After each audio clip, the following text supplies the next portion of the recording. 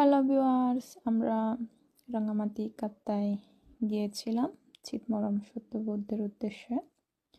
তো আমাদের একটা মানত ছিল, আর দুলাভাইকেও শ্রামণ করে দিয়েছিলাম।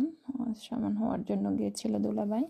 তো বাবা, মা, মাসি, ফুপু, ফুপা সহ অনেকে গিয়েছিলাম। আমার জেঠিমা গিয়েছিল, বড় আপু, মেজো আপু, মেজো দুলা, আমি সবাই মিলে পার হলাম কর্ণফুলী। এরপর সিঁড়ি বেয়ে উঠলাম। ওইখানে গিয়ে অনেকগুলো দোকান ছিল এখানে দান করার, আর বাড়িতে নিয়ে যাওয়ার জন্য অনেক সুন্দর সুন্দর জিনিস ছিল এখানে। তো দোকান ঘোরাঘুরি করার পর, যেহেতু কালীপীঠে ছিলাম, তাই ভাবলাম সকালের নাস্তাটাও।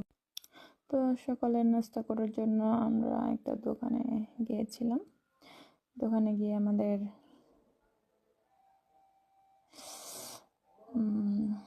চা আর পাটিসাপটা ধরনের কিছু একটা খেয়েছিলাম।